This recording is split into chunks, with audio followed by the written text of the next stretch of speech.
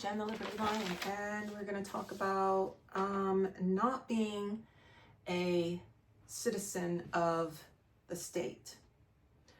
So this is from, this definition or this statement is from an old book on civil definitions or civil law. And these civil laws were in relationship to the different status between federal people and the civilian people. So the federal people were citizens of the United States, and they were either commissioned officers or military people. And they were, in some situations, civilians are like support staff for the military. So when the military doesn't have anyone that it can find to do certain jobs, it'll hire civilians to be able to do those jobs in the United States. So for, we say in the United States, but it's not really in the United States, because the United States is not an actual place. It's like a contract. It's a set of powers that can be exercised from a specific geographical location called the seat of government. So in the Constitution, it doesn't tell us what a citizen of the United States is, yet it says that these are qualifications to being a senator or representative or president for the federal government, for under the United States federal government. You have to be a citizen of the United States. So if the United States is not a place, but a set of powers exercised from a place, that place is not the United States, because we know that that place is called District of Columbia. And there were a set of lands from Virginia and Maryland that were set aside for this seat to be created, this 10 mile square. And they called it District of Columbia or Washington, D.C. It's not called the United States, but this is where the United States has a seat and where it exercises its powers. So when we're talking about being a citizen of a place that doesn't actually exist on land, but only exists on paper, then there has to be some sort of paperwork relationship to being a citizen of that thing. So in my opinion, it's the contract that military people sign when they enlist, or it's the commission that they receive to be in the military or to do work, or it's the oath that they take as a civilian working for the military, or with, not really for, but with the military. And so a citizen of the United States would mean somebody getting paid to work for the paper that has that set of powers on it, and those people and that thing to do those things, and not necessarily that place.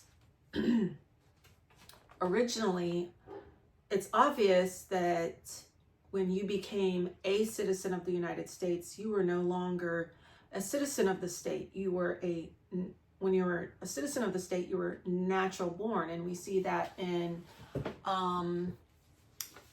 Article 2 of the Constitution under the presidential qualifications. But we also see that in Article 1, the Senate and Representatives qualifications.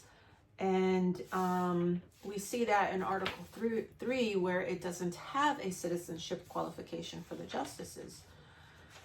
So this is Section 19. I didn't get a copy of the whole thing, but here's this part of it. It's from a civil law book. It says, in 1805, the courts sort of established a different type of citizenship. It looks like they're trying to establish slowly over time, the citizenship for everyone in the country as being a citizen of the United States, because that brings us in under the constitutional powers, which were only intended to be over the military. And if you watched my video yesterday, the military is ran really like some sort of social system or communistic system almost, in that you can't talk about any military stuff off a military post that is considered secret, and nowadays they just make everything secret. So in 1805, it's saying the inhabitants of the District of Columbia, not the United States, but the District of Columbia, ceased to be citizens of the states of Virginia and Maryland, respectively, by its separation from those states.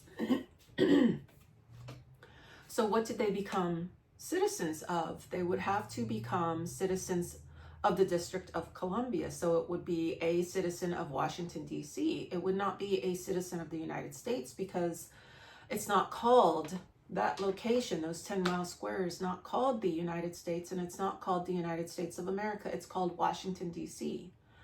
So later on, we see that they continue morphing the ideas of who is what. They keep changing the status of people to bring them in under the power of the Constitution, because the power of the Constitution created a military system with military powers, and those military powers are sort of socialistic, welfare-ish, communistic in a lot of ways.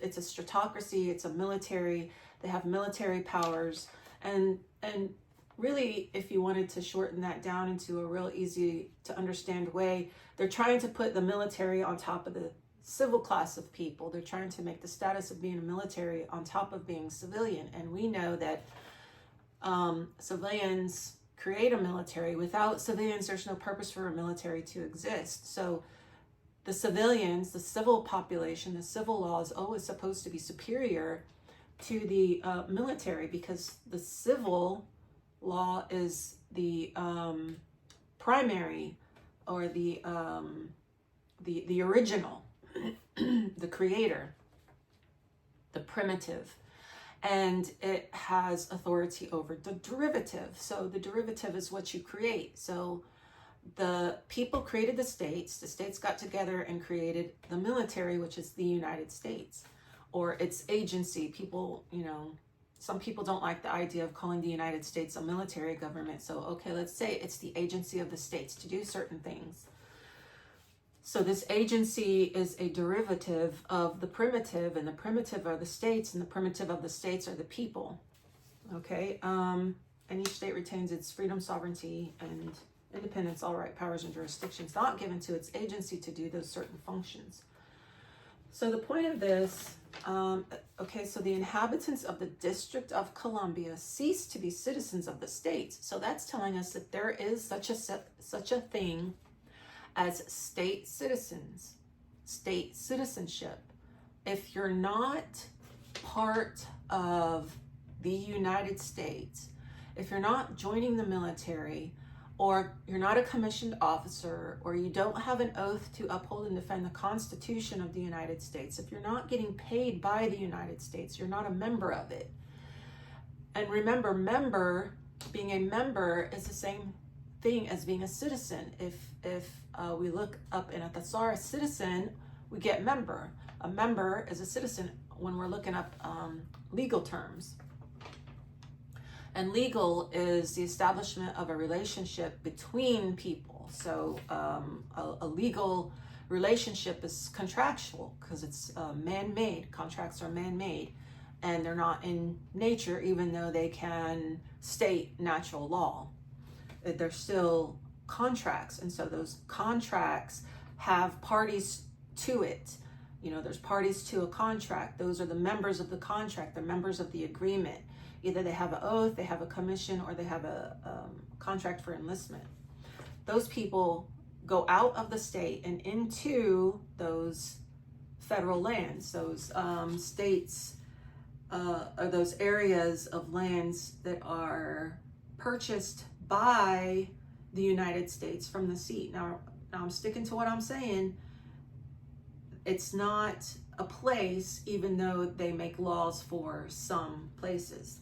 Okay, so when it says in the federal Constitution, which is a constitution of the United States for the United States of America. So this Constitution was created by the United States of America for the benefit of the United States of America, giving some powers to its agency, the United States.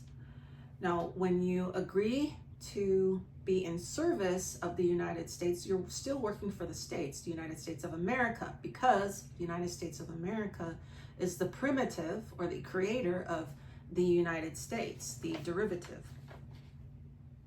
So when you go and you are going to be a representative, there's qualifications, and when elected, shall not, when elected, be an inhabitant of the state in which he shall be chosen. Now, these people are chosen in each of the individual states, not just at Virginia or Maryland. They don't just go from Virginia or Maryland into Washington, D.C. and become a citizen of the United States. They're a citizen of the United States because they're exercising the power of the federal Constitution, called the Constitution of the United States for the United States of America. So they leave that state and they become part of the United States or a member of that contract. So we have members, we have people in the states that become members of that contract, but here it says they can't be a member of the state, an inhabitant of the state. What does that mean? Well, the United States holds, doesn't really own, but holds and make laws for the federal lands in the states. And so it's talking about people that had to leave the state, go onto the federal lands because they enlisted or they had a commission. And when they enlisted or had a commission, they went onto the federal lands and they became a citizen of the United States. There could be other lands where a person may be a citizen of some other place, but because they had to take an oath and they had to be loyal to the federal government, because they were in service to the federal government, because they were in the military and they were under oath to serve in the United States, in the military, be a member of the military, they had to leave the state and leave their state citizenship. All that changed over time, where they said, okay, so if you join the military, you're still a citizen of the state. You ask people today and they say there's no such thing as a state citizen. Yes, there is, because if you join the military today, you're still considered a citizen of the state. Now, state has morphed into something different. State is something else.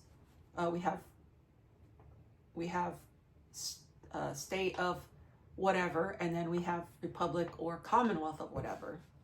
So for Texas, we have state of Texas and we have the Republic of Texas, and that's written in the current law that the Republic of Texas was abrogated insofar, that's a quote, insofar. Now I would add only insofar, but they left out only because only would be superfluous,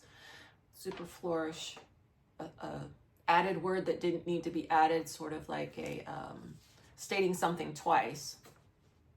So they would have taken it out for their formal writing, which is in the law. However, if you add it back in, it helps people understand that the Republic of Texas still existed. It was only abrogated insofar as it conflicted with federal law, and federal law applied on the federal lands. And so the states agreed not to interfere with federal works which were being done on the federal lands. So when the state gave up some of those lands to the federal government for federal works, which is to build or erect military posts, they agreed not to make any law that would interfere with those federal constitutional works or the works that the United States of America said that the federal government could do on those lands.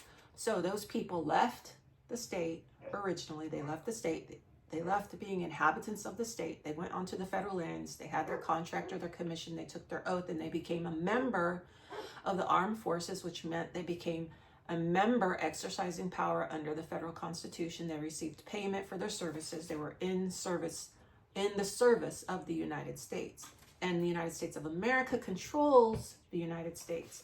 So originally when these people took the oath, the first oaths that are written in these military books were published for members of the military so that they could better understand their role and their job functions in the military. And those oaths were that they were loyal to all the states because they're a national military. They're loyal to all the states, but they're in the service of the United States, which meant they took orders from the commanding officer, who is the commander-in-chief, who is the president of the United States, commander-in-chief.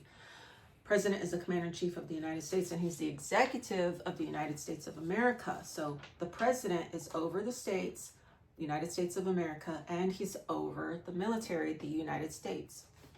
So to be a representative, you had to leave the state and become a citizen of the United States. And when you did that, you were no longer an inhabitant of the state. You were an inhabitant of the United States on federal lands. And so it says, and who shall not, when elected, be an inhabitant of the state in which he shall be chosen. So he was chosen, let's say, in Texas, but he couldn't be an inhabitant of Texas or the Republic of Texas. He had to be an inhabitant of the federal lands in Texas, which in my opinion is state of Texas, not Republic of Texas. So you have these two jurisdictions, and then you have contracts that say how they're going to work together, how the free people and the military people are going to work together, because we're not mixing oil and water here. They have their system, we have ours. We're in a republic.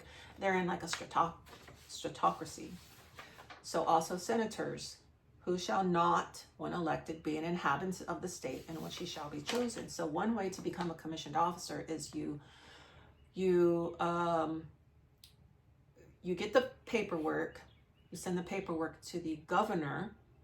The governor approves or disapproves, and either he sends the paperwork back to you or he sends the paperwork to the district court, the district federal court, and then the district federal court in a court of record would file it, and they would send it to the president. Now, if you're trying to become a commissioned officer, the president approves or disapproves every commission because he wants to look at you and see, are you going to be loyal?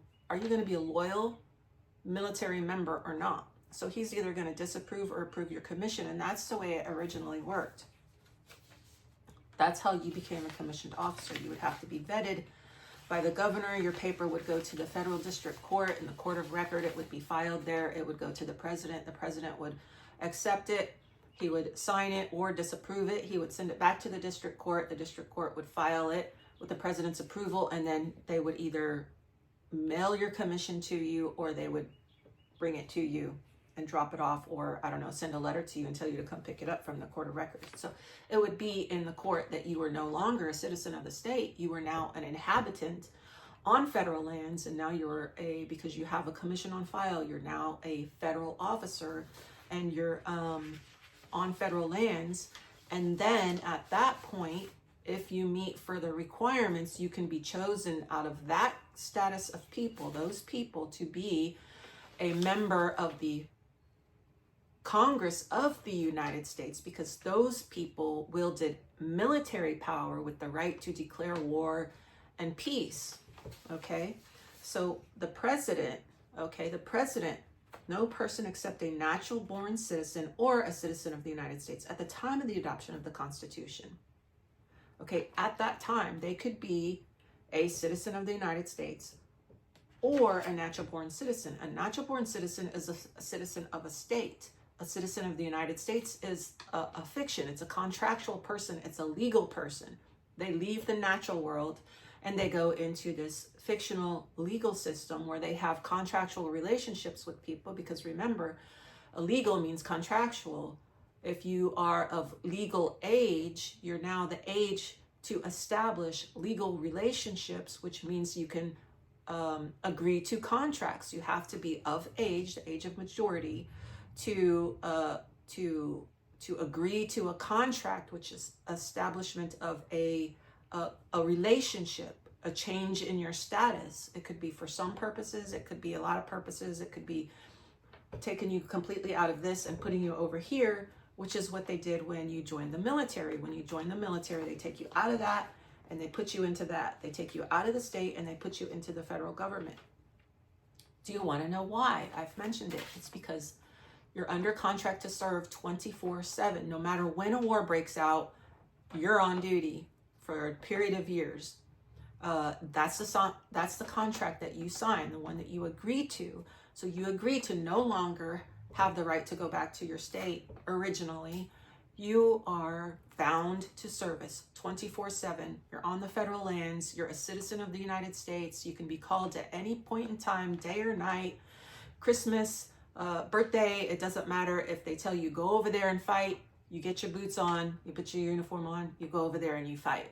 Okay, so you're property. You're considered property of the United States. They're responsible for you. If you die, if you get lost, if you need clothes, if you need food, they are responsible for you because you signed the contract and you joined the military.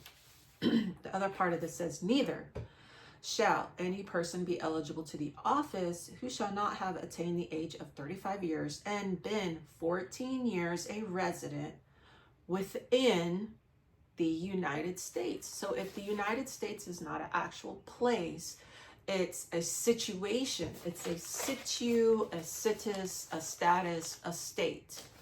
Okay, so it's a situation that you're in where you change your status from state to federal, from being free to being bound to a contract. And so you go from being a resident of the state to a resident of the United States. Resident is not necessarily that you're in a place, particular place on particular lands. And I know it's a little bit confusing and I'm trying to clarify it as much as I can, but when you join the military, they can send you anywhere, around to any place. If you're marching, the land that you're marching on, you have temporary possession of it. So if you're in war and you're, like, let's say you enlist and they immediately send you to Saudi Arabia or Afghanistan or Iraq or wherever, you don't become a citizen of Iraq. And you're not necessarily on lands in America. So you're in a territory or a camp or a port or a post or a base or an installation, whatever you want to call it, a temporary situation overseas, but you are permanently assigned for a period of years to that situation. And that situation is the form of government, the United States. So when it talks about being a resident of something, you're a resident of the United States. Okay, so you're a resident within the United States. You're within it. You're inside of it. You are not necessarily attached to lands owned by it, but you are obligated to it. So, like I use the example, doctors, they have a residency requirements. They have to do a residency in a hospital or, I don't know, a clinic or whatever they do, but they don't live in the hospital. They don't own the hospital and they don't become a citizen of the hospital, but they're a resident of the hospital. So they go to the hospital and they work, and it's not permanent. It lasts for doctors a period of years, and then they finish their residency and then they go do something else. So it's kind of along the same lines. Now let's say this one hospital in this one location, a doctor goes to work there, but let's say this hospital owns hospitals over here and over there and over there. So this person is not attached to this particular hospital right here. It can go to this one or this one or this one, and it's still a resident of that base hospital. So the main base would be District of Columbia, because that's the seat of where this idea, this form of government with these powers sits. They don't own that land. The United States does not own that land, but you're within that form. So you're a member of that state because it's a situation. A situation is a situs or a status or a situ or a state. All these words are related. So when you become a member of like a club, you go to that club place, but they can have meetings anywhere, right? So Girl Scouts, Boy Scouts, they have different places where you can meet and you're in the Girl Scouts or you're in the Boy Scouts, but you don't stay on there on this one particular set of lands. They say, well, you can make a club over there. You can have a club at, you can have your club meeting at Chick-fil-A, but you're still in the club, right? But you're not in Chick-fil-A. You're not within Chick-fil-A or within this barn where you have your meetings, or this shed where you have your meetings, or this other guy's property where you have your meetings. You're not within that. You're within the club. So the United States is like a club, but it's a military club. And you're a citizen of it, meaning you're a member of it, because remember, citizen is member. But when you're in the club, you're not out of the club. You're within the club. So what it's saying is, when you're in the club, you're no longer in that club. So you're no longer a free person. You're no longer in the free person club, because you're under contract to serve for a number of years. You're under a commission to serve for a number of years. You're getting paid to be in our club, and you're under contract. You promised us by contract to be in our club. And now that you're in our club, you're a member. Being a member makes you a citizen, and being a citizen makes you no longer in that club. You're in this club. So that club can't call you back anytime they want. We can, because we have a contract with you. So when you're in the military, you're in the military club, and you're under contract to serve, and you have to be there 24/7, because who knows when war might happen. And they can move their club place anywhere they want. They can move it to France. They can move it to Germany. They can move it to Saudi Arabia. They can make you fight wars as part of being a member of their club. They can, have peaceful things going on. They can just have you there, and you go out into the off the military post, and you're just being a regular kind of person, shopping and spending your money and things like that. So you can be on a post in France, go off the post and go shopping in peaceful times. Or you could be fighting. And then as you move, as a set of troops move, they're in France. Let's say, just for example, they're in France, but they're not in France. They're still in their club. They're still members of the United States. So that's resident within the United States. But United States is not really a place. The United States of America is all the states, but it's also got a seat at Washington, D.C., District of Columbia, Washington District of Columbia. And those people aren't necessarily members. They're representing the states. So it's a different type of situation. There's no contract. The Articles of Confederation didn't have necessarily a contract that had rights and obligations in it between the states. It only had that they were all going to support their agency, the United States, and that they were going to do these things and support these basic necessary functions in support of the United States. There's other things in here, such as the age and so many years a citizen of the United States. The citizenship of the United States means that they're already in the United States, means they're already in the military and not an inhabitant of the state, so that they can go to the seat of government and exercise power given to them in the Constitution for defense purposes. And we see that right there in the preamble. We see that in the Articles of Confederation. We see that in ordinances. Another thing I wanted to point out was that the independence is in the Constitution is in the United States of America. The United States of America has the independence in the Declaration of Independence. The United States of America, the states are free, sovereign, and independent.